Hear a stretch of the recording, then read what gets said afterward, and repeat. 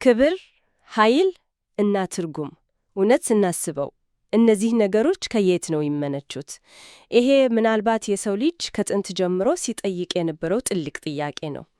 የዛሬው ጥልቅ ውይይታችንም ያተኩረው ይህንን ጥያቄ ለመመለስ በሚሞክሩ ልዩ ምንጮች ላይ ነው።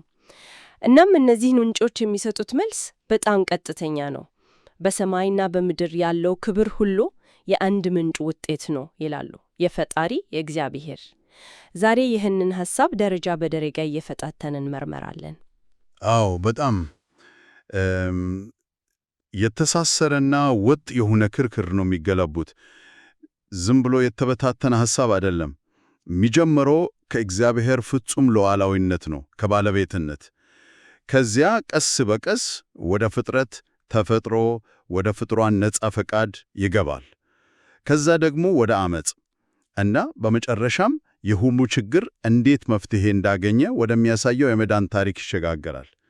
የዛሬው ዓላማችንም በቃ ይህንን የሐሳብ ሰንሰለት መከተል ነው። እሺ፣ በጣም ጥሩ። እስቲ ከስሩን ጀምር። ምንጮቹ የሚጀምሩት ከመጽሐፈ ዜና መዋዕል ቀዳማዊ ነው መሰለኝ። ልክ ነው፣ ከምዕራፍ 9። አዎ፣ ተክሱ በጣም ግልጽ ነው።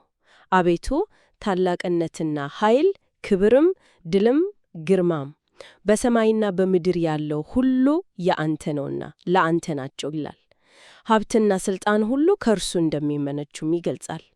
ይሄ በጣም ጠንካራ መነሻ ነው። ጊዜ፣ ህዋ፣ በውስጣቸው ያሉ ፍጥረታት በሙሉ የእርሱ ንብረት ናቸው እያለ ነው። በፍጹም። እና ነጥቡ ከባለቤትነትም ይዘላላል። ጉዳዩ ሁሉንም ነገር ደግፎ የመያዝንም ነው። ሪያሊቲ የምንለው ነገር በስርዓት እንዲቆም ያደረገው እርሱ ነው ይላሉ እነዚህ ጽሑፎች። አንድ በጣም ተግባራዊ ምሳሌ ይሰጣሉ። ሰው ካልበላ ይረባል። ይሄ በእግዚአብሔር የተቀመጠ ስርዓት ነው። ይህ ስርዓት ግን ዝም ብሎ አልተቀመጠም፣ ዓላማ አለው። ምን አይነት ዓላማ ሊኖረው ይችላል? ረሃብ እኮ ጥሩ ስሜት አይደለም። ጥሩ ጥያቄ ነው። እንደ ምንጩ አገላለጽ ይህ ስርዓት ፍጡራን በጦት ጊዜም ቢሆን ለተሰጣቸው ጸጋ ያላቸውን ምስጋና ለመፈተን ነው። ምግብ ሲገኝና ረሃብ ሲጠፋ ፍጡሩ ለሰጪው ምስጋና ያቀርባል ወይስ ይሄማ መብቴ ነው ብሎ ያስባል? ክፎች ይህንን ጸጋ እንደ መሠረታዊ መብት በመቁጠር እግዚአብሔርን ያማራራሉ ይላል።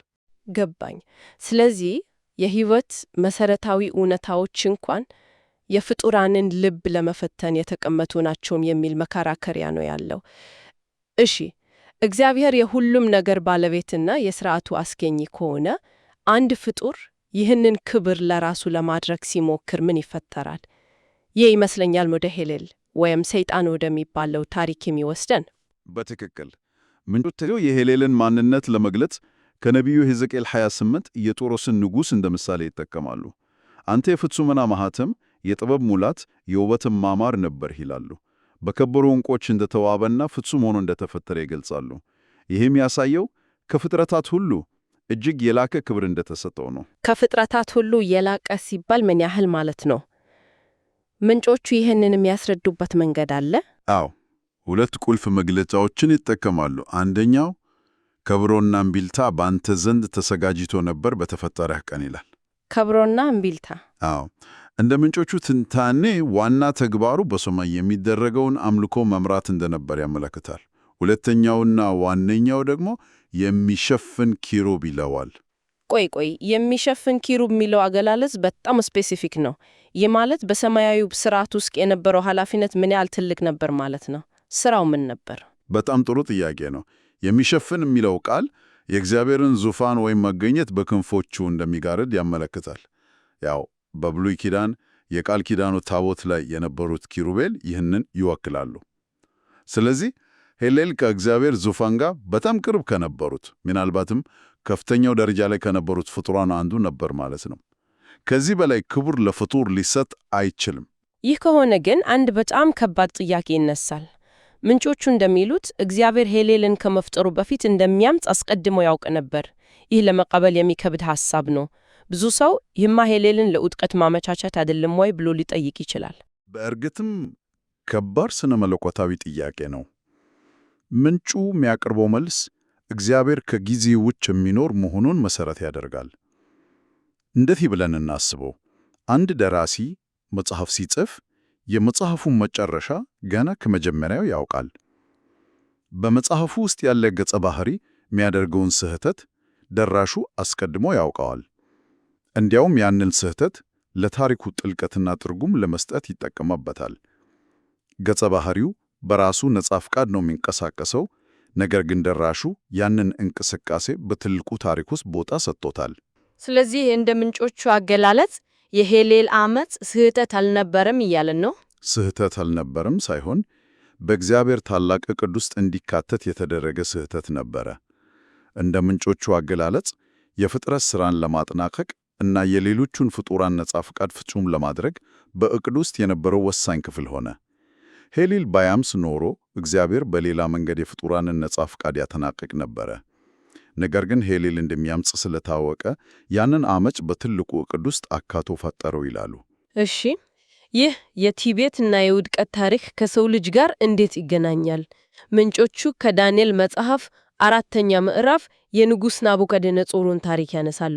ንጉሡ በቤተ መንግሥቱ ሰገነት ላይ ሆኖ ይህችን ታላቂቱን ባቢሎንን በኃይሌ ብርታት ለግርማዬም ክብር የሠራኋት አይደለንን ይላል። ይሄ ንግግር ክብር ሁሉ የኔ ነው የሚለውን የሄሌልን አስተሳሰብ በቀጥታ ያስተጋባል። ውጤቱ ደግሞ እጅግ አስገራሚ ነበር። ያ ንግግር ገና ካፉ ሳይወጣ ከሰማይ ድምፅ መጥቶ መንግሥት ካንተ ተለይታለች አለው። ከዚያም ልዑል በሰው ልጆች መንግሥት ላይ እንዲሰለጠን ለሚወደውም እንዲሰጠው እስካምን ድረስ ለ7 ዓመታት እንደ እንስሳ እየኖረ ተዋርዷል። ይህ ታሪክ የሰው ልጅ ስኬት ሁሉ የገነባው ከተማም ሆነ ያገኘው ክብር በመጨረሻ በእግዚአብሔር ላይ የተመሠረተ መሆኑን የሚያሳይ ግልጽ ምሳሌ ነው። ይገርማል።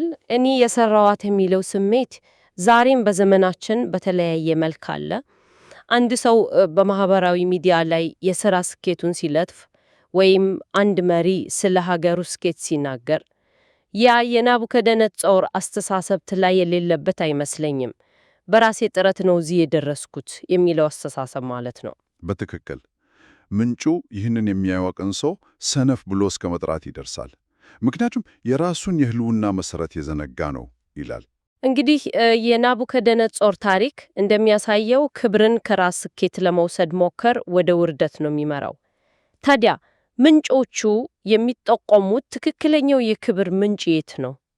እዚህ ላይ ነው መስቀሉ የሚከማው። አዎ፣ የመፍትሄው ቁልፉ መስቀሉ ነው ይላሉ ምንጮቹ። መስቀሉ የእግዚአብሔርን ዕቅድ በሙሉ የሚገልጽ ክስተት ነው። በርካታ ትርጉሞች አሉት። አንደኛ፣ የእግዚአብሔርን ፍቅርና ፍትሕ በአንድ ጊዜ ያረጋግጣል። ይህ እንዴት ሊሆን ይችላል? ፍቅርና ፍትሕ እኮ ብዙ ጊዜ ተቃራኒ ይመስላሉ። ፍትሕ መቀጣትን ይጠየቃል፣ ፍቅር ደግሞ ይቅርታን። በጣም ጥሩ ነጥብ ነው። በመስቀል ላይ ግን ሁለቱም ተፈጸሙ። እግዚአብሔር ኃጢአትን ሲቀጣ ፍትሑን አሳየ። ነገር ግን ቅጣቱን የተቀበለው ለኃጢአተኞች ሲል ራሱ በመሆኑ ፍቅሩን አሳየ። ሁለቱንም በአንድ ድርጊት አሟላ። ሁለተኛ፣ እግዚአብሔር ራሱ በገዛ ትእዛዛቱ እንደሚገዛ ለፍጡራን በሙሉ አሳየ። ሕግን የጣሰ የለም ብሎ ዝም አላለም፣ ዋጋ ከፈለ። ስለዚህ እንደፈለግኩኝ የምሆን ገዢ ነኝ ሳይሆን እኔም በራሴ ሕግ እገዛለሁ የሚል መልእክት እያስተላለፈው ነው ማለት ነው። ይህ ደግሞ ፍጡራን በአገዛዙ ላይ እምነት እንዲኖራቸው ያደርጋል። በትክክል። ይህ ደግሞ ወደ ሦስተኛው ነጥብ ይመራናል። ፍጡራን ይህንን ሲያዩ በፈቃዳቸው ለእግዚአብሔር አገዛዝ ይገዛሉ። ምክንያቱም አገዛዙ በኃይል ሳይሆን በፍቅርና በፍትሕ ላይ የተመሠረተ መሆኑን ይረዳሉ። እናም ይህ ግንዛቤ ለአራተኛው ነጥብ በር ይከፍታል። ፍጡራን የእግዚአብሔርን የመጨረሻ ፍርዶች፣ ለምሳሌ ሞትን፣ በእሳት ባሕር መጣልን የመሳሰሉትን ፍቅሩ በተሳሳተ መንገድ ሳይረዱ እንዲቀበሉ ያስችላቸዋል። ከዚሁ ጋር ተያይዞ ምንጮቹ ሁለተኛው አምላክ ወይም ወልድ የተባለውን ጽንሰ ሐሳብ ያስተዋውቃሉ። ይህ እንዴት ነው ከሉዓላዊነትና ከክብር ጋር የሚገናኘው? እዚህ ላይ ያለው ሂደት በጣም ጥልቅ ነው።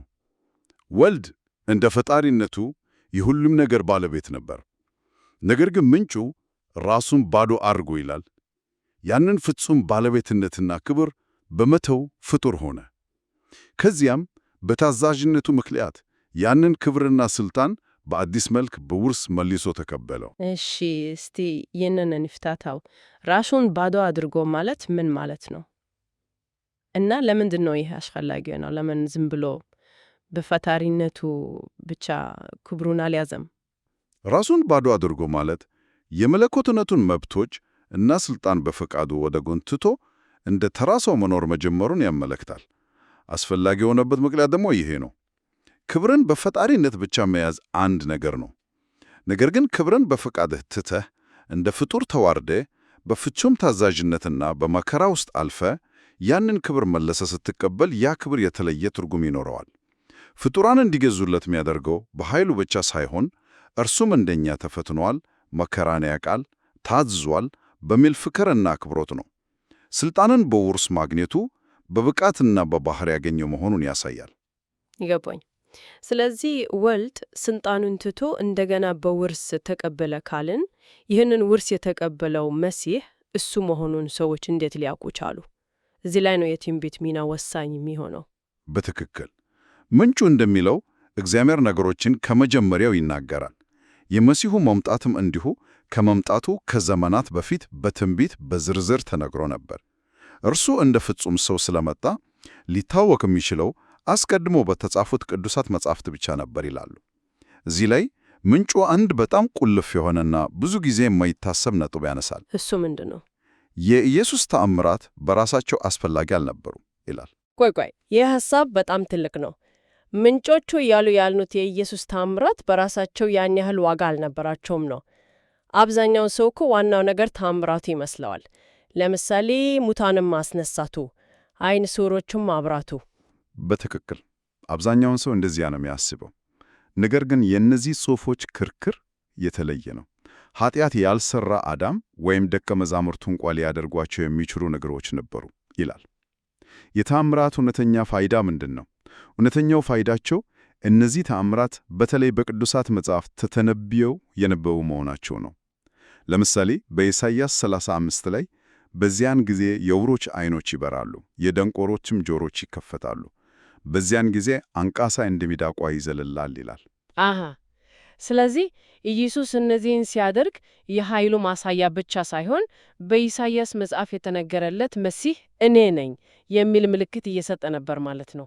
ልክ የልፍ ቃል እንደማለት ነው። ፍጹም ቃሉ ይህ ነው። ምልክቶች ነበሩ፣ ማንነቱን የሚያረጋግጡ። የመጨረሻው ግብ ኃይሉን ማየት ሳይሆን እርሱ መሲህ መሆኑን ማወቅ እና ለምንጩ አገላላጽ ለፍቅሩ አገዛዝ መገዛት ነው። እንግዲህ የውይይታችንም ጉዞ በአጭሩ ስንመለከተው ክብር ሁሉ የእግዚአብሔር ነው ከሚለው መሰረታዊ ሐሳብ ተነስተናል። ከዚያም ትዕቢት ይህንን ክብር ለራስ ለማድረግ መሞከር እንደሆነና ይህም ወደ ሄሌልና ናቡከደነጾር ውድቀት እንደመራ አየን። በመጨረሻም የእግዚአብሔር ዕቅድ በሉዓላዊነቱ በፍጡራን ነጻ ፍቃድ እና በመጨረሻም በመስቀልና በመሲሁ በኩል በሚገኝ መዳን እንዴት እንደሚፈጸም ተመልክተናል። ማጠቃለያው በአመለካከት ላይ ያለውን እጅግ ሰፊ ልዩነት በማጉለት ቢሆን ጥሩ ነው። ምንጮቹ ከኢሳይያስ 40 ይጠቅሳሉ።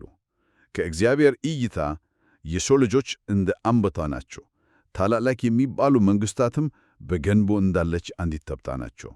ይህ ማለት ፍጥረት በሙሉ በራሱ ምንም ትርጉም የለውም የሚል ድምዳሜው ላይ ይደርሳሉ።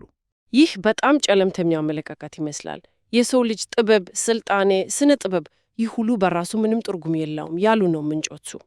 እዚህ ላይ ጥንቃቄ ማድረግ አለብን። ትርጉም የለውም ሲባል ዋጋ ቢስ ነው ማለት አይደለም።